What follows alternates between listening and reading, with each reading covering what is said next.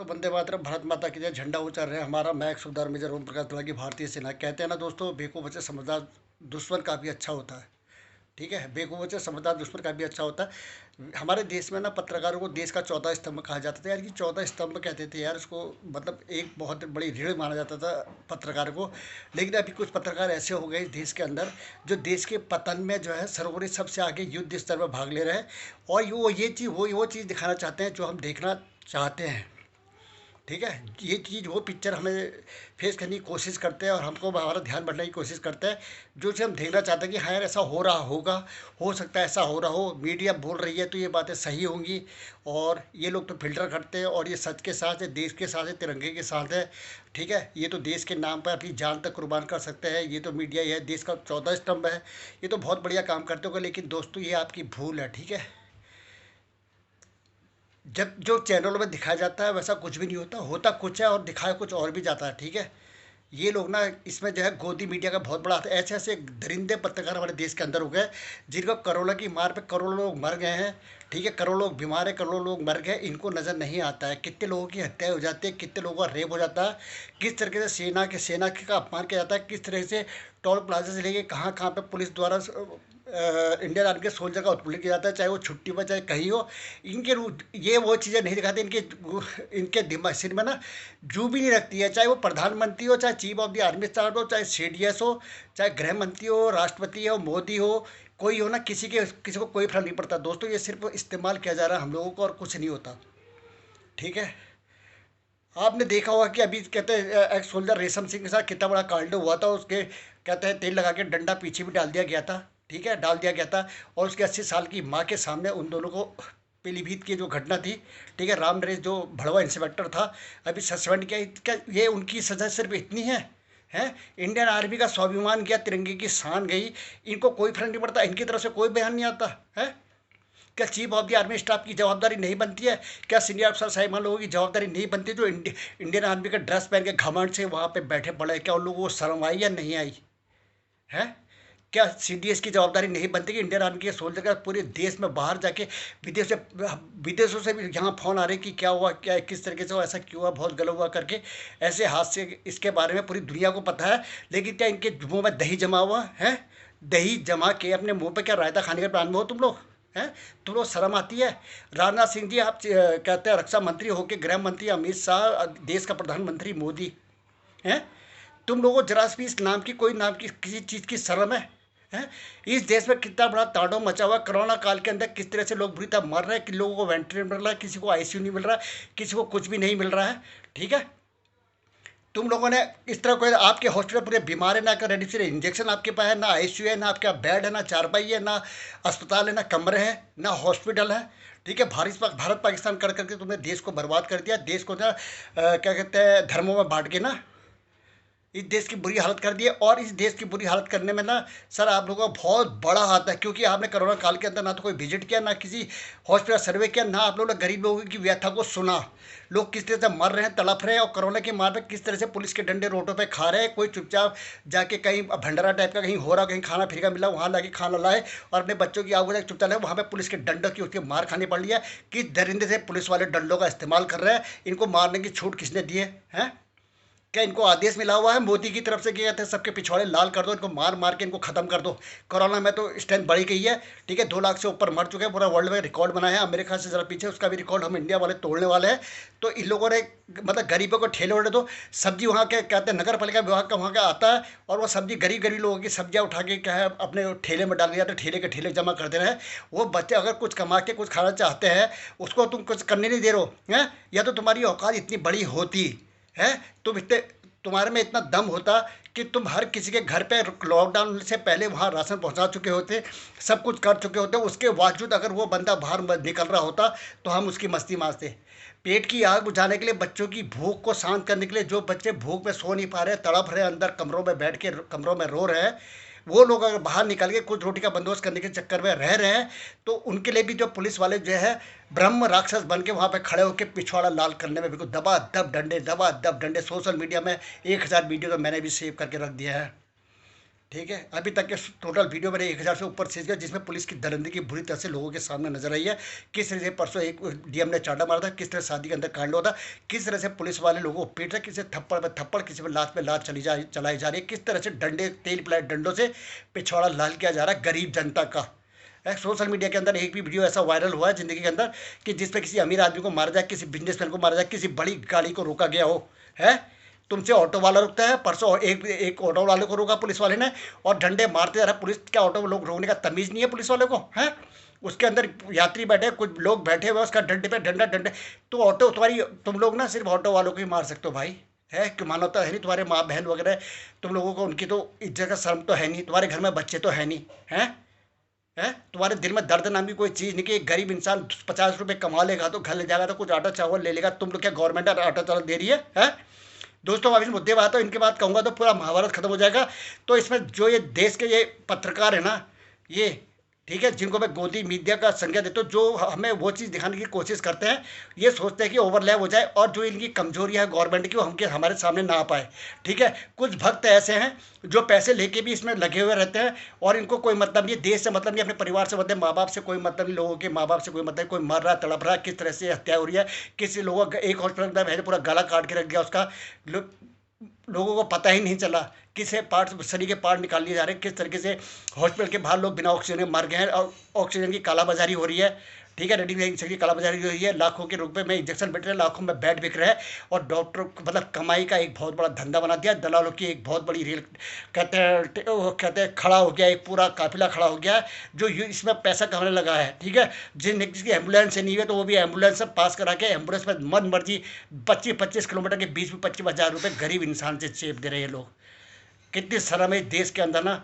इतने लोग मर गए हैं, लाखों की संख्या में इस देश के अंदर लोग मर गए हैं और हिंदुओं को जलाने की वजह जलाने के लिए लकड़ी नहीं है, दफनाया जा रहा है। ठीक है, और वहाँ पे इलाहाबाद के अंदर किस तरीके से लाशें बाहर निकल रही हैं कब्रों से, बहुत शर्म की बात है, बहुत शर्म की बात है।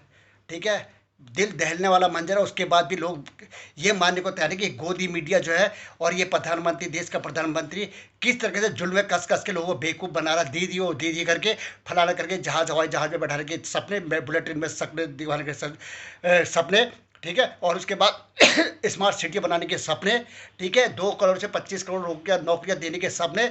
युवा बेरोजगार है लेकिन बेवकूफ़ की तरह फिर भी कुछ युवा जो है उसके पीछे लगे रहते हैं कि भैया मोदी है तो सब मुमकिन है। क्या मुमकिन है? मोदी है सब मुमकिन है मुमकिन, गरीबी मुमकिन है, भूख बड़ी मुमकिन है, लोगों का मरना मुमकिन है। ठीक है, बेकसूर को जेल में डालना मुमकिन है। ठीक है, लोगों का रोजी रोटी खाना मुमकिन है, रोजी रोटी नहीं खाना मुमकिन है। ठीक है, अगर कोई गलती से कहते किसी को ट्रीटमेंट मिल रहा है तो उसको ट्रीटमेंट नहीं मिलना मुमकिन है। कहाँ चेक हो रहा? बीजेपी का कोई नेता भी अभी रोड के अंदर बाहर निकला है कोई? है बीजेपी का कोई नेता कहीं बाहर निकल के किसी ने कुछ किया हुआ है? मनोज तिवारी जैसे रिक्शा लेके बैठ जाते हैं और कहते हैं ये फलाना ठिकाना ये शो वगैरह। बिग बॉस में जाता है, नंगे पन्ने वाले शो में जाके वहाँ पे एक नेताजी को शर्म आनी चाहिए। तू गवैये, तुम देश का क्या उद्धार करोगे यार? तुम तो अपना उद्धार करने में लगे हुए हो। ठीक है, मेहरबानी करके दोस्तों इनके साथ जो है ये जो गोदी मीडिया है इनके सपोर्ट पे बुरी तरह युद्ध स्तर में लगी हुई है और इनके जो काले चिट्टे ना ये छुपाने की कोशिश करती है। लेकिन कोई अच्छे पत्रकार है जिनका मैं सम्मान से नाम लेना चाहूँ, जो अच्छे पत्रकार हैं, ठीक है, उनके सामने ये लोग कुछ भी नहीं है, जो मतलब बहुत बढ़िया काम करते हैं। ठीक है, और ये जो जल्लाद पत्रकार है ना, अर्णव गोस्वामी जैसे, अब ये पत्रकारों की जो फहरिस्त है, इनकी जो लिस्ट है, ठीक है, रूबिका हो गई, रूबिया लियाकत हो गई, सुमित हो गया, अमीश हो गया, दीपक चौरसिया हो गया, सुधीर चौधरी हो गया, रजत शर्मा हो गया, रोमान खान हो गई, रोहित सरदाना जी दुनिया से रुखसत हो गए, वो भी थे। ठीक है, एक दिन सबको जाना है भैया, सबका टिकट कटेगा, हमारा नंबर भी, हम भी लाइन में लगे हैं, टेंशन की कोई बात नहीं है। लेकिन काम अच्छे होने चाहिए, मानवता के नाम सरकार तिरंगे की आन शान में होनी चाहिए। ठीक है, अपना पेट तो कुत्ते को बदनाम नहीं करूँगा, अब तो जानवर ही भरते हैं। ठीक है, पेट भरने से, अपनी प्रॉपर्टी जोड़ने से, या मकान का दुकान है प्रॉपर्टी जोड़ के दुनिया से रुखसत खोले से कुछ नहीं होता। उसका फायदा तुम कभी भी जिंदगी में नहीं ले पाओगे, कीड़े पड़ेंगे। और ये जितने भी है ना, रोहित सरदार, राब्य श्रद्धे, अंजना ओम कश्यप, ठीक है, ये लोग यार ऐसे है ना, कसम से कह रहा हूँ, इन्होंने जो है देश को बर्बाद कर दिया, देश को बर्बाद करके रख दिया। ये लोग वही चीज़ दिखाते जो जो चीज़ गवर्नमेंट कर ही नहीं रही है, इनको रियल हीरो बना के ये लोग रख देते हैं, ठीक है। ये गोदी मीडिया ये पैसा लेके ना, इनको ये पता, ये इनके घर में ना तो कोई बच्चे हैं ना माँ बाप है, कुछ नहीं है, ये लोग वो जल्लाद है। इनको लोगों की चीख, कोरोना में मरने वाले लोगों की चीख भी नहीं सुनाई देती है, और किस तरीके बेस लोगों को इंतहा से परेशान किया था, मारा जाता है, इनको नहीं सुना दिखाई देता है, ठीक है। अर्णब गोस्वामी मोदी के बारे में बोलना, देश विरोधी, मोदी के देश के प्रधानमंत्री के बारे में बोलना, देश के बारे में बोलना, बोलता है ये 2 टके का 2 कौड़ी का ये चश्मुद्दीन काणा अर्णब गोस्वामी बोलता जिसका देश के तिरंगे के सामने, अगर मोदी देश का प्रधानमंत्री अगर सही काम नहीं कर रहा है तो लोकतंत्र के हिसाब से देश की जनता को हक है कि उसके बारे में प्रधानमंत्री को डायरेक्ट सवाल पूछे कि सर ऐसा क्यों हो रहा है, ये गलत क्यों हो रहा है। आपने 2 करोड़ की नौकरी के बारे में बोला था, उन 2 करोड़ नौकरियां कहाँ गई। आपने 100 स्मार्ट सिटी के बारे में बताया, वो कहाँ गई, ठीक है। आपने बोला था चप्पल वाले हवाई जहाज में बैठेंगे, कहाँ गई। आपने ट्रेनें क्यों भेज दी, बैंक क्यों भेज दिए, क्या कहते हैं दूर, क्या कहते हैं कम्युनिकेशन के साधन पूरे पे क्यों भेज दिए। आप जियो को ही क्यों तक वो दे रहे हैं, ठीक है। आपका ज़्यादा कनेक्शन के अडानी और ये अंबानी से ही क्यों है। बाकी देश की जनता मर गई है क्या है।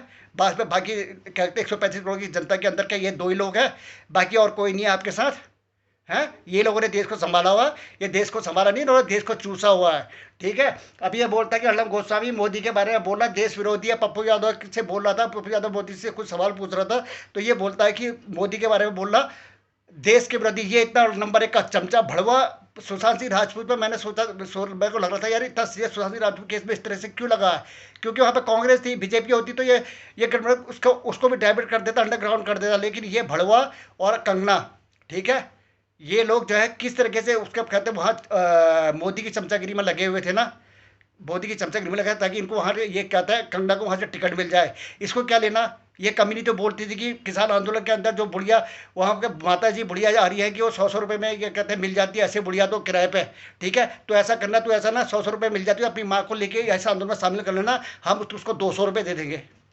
उसकी माँ को उसकी बहन को वहाँ पे शामिल कर ले, हम 100 या 200 रुपये दे देंगे आंदोलन में, ठीक है। 100 रुपये में ये बुढ़िया मिल जाती है। अबे कल के दिन तूने भी बुढ़वा ना, बुढ़िया तू तो बुढ़ी हो ही गई है, ठीक है। मुंह में दांत नहीं, पेट में हाथ नहीं, और मेकअप करके 10 किलो मेकअप पूछ के अपने को बहुत जवान समझती है, समझ गई, ठीक है। किसान आंदोलन के बारे में ऐसा लोग बोलती है, उनको है, उनको तुम खालिस्तान का बोलते हो, मिलिटेंट बोलते हो। जिन लोगों ने राशन दिया, तुम्हारा पेट भर रहा है, जो देश का अन्न पूरा पसीना बहाता है, एक दिन खेत में काम करके देखो, है पिछवाड़े में आने ले जाएगी तब कहना, समझ गए नहीं समझ गए। और ये देश का ये सबसे भड़वा जो इनका ये जो गोदी मीडिया का सबसे खतरनाक है ना, ये ये कहते हैं सुधीर चौधरी। सुधीर चौधरी क्या बोलता है, शराब के लिए लोगों के जनता के पास पैसा है, लेकिन ट्रेन के टिकट के लिए पैसे तेरे बाप ने दिया, शराब के लिए पैसे हैं, तेरा बाप आया देने के लिए, हैं ट्रेन के लिए पैसे नहीं है। गवर्नमेंट के अंदर जो प्रधानमंत्री राहत कोष में इतना पैसा जा रहा है, दुनिया भर का पैसा होता है टैक्स में, जीएसटी के हिसाब से पूरी दुनिया करोड़ों का कहते हैं दुनिया भर का पैसा तुम लोग लेके वो बिस्टा सेंट्रल बिस्टा बनाने में वहाँ पे जो बन रहा है दिल्ली कहते हैं राष्ट्रपति भवन के अंदर 20,000 करोड़ का वो बनाने के उसके लिए दिया हुआ तुमको है, अपने ऐशो आराम के लिए दिया हुआ तुमको है। 300 करोड़ की मूर्ति किसने बोला था तुमको, 3,000 करोड़ की मूर्ति वहाँ बनाने के लिए, सरदार वल्लभ भाई पटेल की मूर्ति बनाने के लिए। तुम्हारी औकात ट्रेन का टिकट देने के पैसे के नहीं है, क्यों तेरा बाप दे रहा था क्या है, या तेरे तेरे खानदान से कोई दे रहा था उनको, जो तू ये कमेंट मार रहा है कि शराब कहते हैं शराब के लिए जनता के पास पैसा है लेकिन ट्रेन के लिए टिकट नहीं है, हैं। अबे हराम को लोगों की नौकरियां चली गई, प्राइवेट सेक्टर के अंदर पूरे जॉब चले गए थे, कहते लोग रोड पे आ गए थे, गिने चुने पैसे उनके पास थे ताकि वो आने समय लोग अपना गुजारा कर सके। इसलिए अगर ट्रेन का टिकट तुम्हें दे दे, तुम्हारी नानी मर जाती गवर्नमेंट की है, तो अपने को बहुत बड़ा खतरनाक वो समझ रहा भड़वे है। तू बोलता तू इतना निर्मला सीतारमण जो है बजट पेश करने के लिए आती थी, तो उसने सूटकेस की परंपरा तोड़ दी है, ये उसकी परंपरा थी, एक इतिहास रचा है। आज तुमने कद्दू तुम एवरेस्ट में चढ़े हो, साले चमचे, नंबर 1 का चमचा कहीं का, ठीक है। इसलिए कहता है दोस्तों, बेवकूफ़ों से समझदार दुश्मन काफ़ी अच्छा होता है। अंजाम को से मोदी, अंजाम को सब क्या बोलती है, मोदी का सुपरमैन बोलती है, ठीक है। आप सुपरमैन हो, आप जो काम करो देश के अंदर सुपरमैन का जैसा काम करो। हाँ, सुपरमैन का जैसा काम कर रहे हैं, गरीब और गरीब हो गया है, ठीक है, और अमीर अमीर होते जा रहा है, ठीक है। बहुत सुपरमैन का काम करें मोदी जी, आपके आगे पीछे तो कोई है ही नहीं, लेकिन आपको इतनी हाई लगेगी ना, आप ज़िंदगी भर याद रखो 70 के प्लस होने वाले हो, लेकिन आप ना मानवता इंसानियत आपकी कोई चीज़ नहीं है, ठीक है। आपने धर्मों में बांट के हिंदू मुसलमान क्या, मुसलमान हमारा भाई नहीं है, हैं। आप देश के प्रधानी होने के लाते आप आपको एक बाघ की संख्या उदाहरण के तौर पर दी जाए तो क्या एक लड़का खराब, मतलब सब लड़के आपके 5 उंगलियां बराबर नहीं है, हैं। भारत पाकिस्तान मैं हिंदू, मैं मुस्लिम, मैं ये फलाना, मैं ठिकाना, हैं, शर्म आनी चाहिए। और इसके बाद ये सुधीर चौधरी बोला कहता है 159 साल पुरानी परंपरा तोड़ दी निर्मला सीतारमण ने, जो सूटकेस को छोड़ के 4D लेके आई है। ये बेशरम ऐसी खबरें ये देते हैं यार, सड़ी खबरें, देश की उन्नति की खबरें, इनको डिजिटल इंडिया की खबरें नहीं, स्मार्ट सिटी की खबरें नहीं, ठीक है, रोजगार की खबरें नहीं, बेरोजगार लोग मर रहे हैं और किसान लोग कितने लोग शहीद हो गए, इसके बारे में कोई ये कमी न बोलेंगे नहीं कि कितने लोगों ने शहादत पा ली है। इन लोगों कमीनों को कोई मतलब नहीं इन चीज़ों से, ठीक है। जिन किसान का एक खाना खा रहा है, पका पकाया खाना जो अंदर खा रहे हैं ना, घर में बैठ के स्टाइल से बैठ के एसी रूम में बैठ के भड़वे, ठीक है, ये लोगों ने वो गदर मचा रखा है गोदी मीडिया ने ना, और अंधभक्त ना इनकी पूजा करता है, ठीक है। मोदी है तो मुनकिर है, मैं भी चौकीदार, तो बैठ जाना कॉलोनी के बाहर चौकीदारी कर, हैं, कुछ पैसे और आएंगे चौकीदारी करना बाहर, कौन मना कर रहा तुम्हें चौकीदारी करने के लिए, है। अंजना आपको कुछ कहते हैं, और ये कहते हैं सर्कल होगा नकाब उतर गया, सर्कल होगा नकाब उतर गया है। और ये जितना अब जितने भी चले गए ना, ये रोहित सरदाना था, पूरी डिबेट है ना इन्होंने भारत पाकिस्तान पे कराई है, मतलब भारत पाकिस्तान में डिबेट कराने का हुआ। और ये रजत शर्मा चश्मुद्दीन, ठीक है, इसने अपना चलन कर किया आपकी अदालत, साला यही होगा यहाँ का बहुत बड़ा क्वेश्चन आंसर वाला मास्टरमाइंड ये होगा। इसीलिए पता नहीं कितनी क्लासें पढ़ के टॉप किया हुआ है, पैसे कमाने के लिए आपकी तरह छोड़ के पता नहीं कौन किसी को बैठा के खी करके वहाँ पे सामने जनता बैठाता है, किराए पे लिए हुए 20-20 रुपये वाले, और वो खी के दांत दिखाते हैं और सपोर्ट करते हैं, और कहते हैं पहले से ही सेट होते हैं वो सवाल क्वेश्चन आंसर क्या क्या पूछना है, क्या क्या जवाब उसने देना है, बस वहाँ पर नौटंकी चलती है। हम जैसे गधे उस चीज़ को देखते हैं आपकी अदालत, और तब से अभी तक टिका हुआ है, क्योंकि हम लोग गधे उनको देख के उनको पैसा कमा के दे रहे हैं, ठीक है। रजत शर्मा देश का सबसे बड़ा गद्दार है ये भी, ठीक है, गोदी मीडिया का सबसे बड़ा चमचा, पैसे कमाने में इसमें लगा हुआ है ये, ठीक है। और इसमें अभी सबसे रोहित सरदाना हो गया, रोमाना खान की, रजत शर्मा हो गई, और ये सुधीर चौधरी हो गया, चौरसिया और दीपक चौरसिया, जिसकी आवाज़ ना जैसे किसी कौवे ने ना इसके मुंह में कर दिया हो कुछ, है। भारत पाकिस्तान डिबेट के अलावा इस बेवकूफ़ इंसान को कुछ भी नज़र नहीं आता। देश की तरक्की, देश का विकास, बाढ़ों में कौन मर रहा है, तूफान में कौन मर रहा है, भूकंप में कितने मर गए, गरीबी से कितने मर गए हैं, कितने लोग कहते हैं लोन देना देने की वजह से किसान ने सुसाइड कर लिया, कितनी हत्याएं हो रही है, कितनी वो हो रही है, उसमें कोई नहीं है, उसमें इनका कोई मतलब नहीं है, ठीक है भाई। इनका नाम है, लोगों के नाम बदलो, ठीक है, किसी का नाम देव प्रयाग रख दो, किसी का नाम ये रख दो, किसी का ये रख दो, किसी का वो रख दो, शर्म आती है। तो ये चीज़ है। अब मैं आपको ये बताता हूँ ना, श्वेता सिंह, और इसने श्वेता सिंह ने क्या बोला था, ये सबसे सड़ी और गद्दी, देश की सबसे बड़ी दुश्मन और सेना के नाम पे एक कलंक है। ये क्या बोलती थी कि इसको बोला गया कि चाइना जो अंदर घुसा उसमें क्या था, गौ सरकार की गलती है, तो ये बोलती है कि सरकार की गलती है, तो सरकार थोड़ी पेट्रोलिंग वहाँ पर करे। शिवा सिंह नाम की ये लड़की, इसके माँ बाप ने इसने कहाँ पे दिया, ये ऐसी सड़ी देश की सबसे बड़ी गद्दार, सेना के नाम पर सेना के बारे में उंगली उठाती है। ये बोलती है कि वहाँ पर पेट्रोलिंग करने वाले सेना थी, और सेना ने उनको घुसने दिया, तो इसमें सेना की गलती, उनकी गलती है। ये कमीनी ये बोलती है, अगर मेरे को, मैं बोल रहा हूँ कि इसको अगर मेरे के सामने इनसे लोगों से डिबेट कराओ मेहरबानी करके, मैं इनका कोल चिट्टा ना, इनकी औकात इनके सामने नहीं बता दूंगा ना। मैं 110 में जरूर पता लगी भारतीय सेना नहीं, इनका मुंह में ना ऐसी बेइज्जती इनके सामने करूँगा, ठीक है। और इनकी औकात इनको नहीं दिखा दी तो मेरा नाम नहीं। ये बोलती हूँ आप पेट्रोलिंग कर रहे थे, तो सेना की गलती थी, मोदी की गलती थोड़ी थी, फिर भी अपने मतलब ये अपने चाचा ताऊ को बचाने की कोशिश कर रही है, क्योंकि इनको पैसा मिलता है यार, इनको जनता से कोई मतलब नहीं। इनके घर में बच्चे थोड़ी हैं, ठीक है, इनके घर में बच्चे थोड़ी है, किसी के बच्चे मर रहे हैं, तड़प रहे हैं, किसी के पूरा परिवार खानदान खत्म हो गया, लोगों ने प्रॉपर्टी जमीन जायदाद सब कुछ बेच दिया, इनको कोई लेना देना नहीं है। ये इतने सड़े हुए लोग हैं, ठीक है। इसने सेना पे उंगली उठाई कि सेना की गलती थी।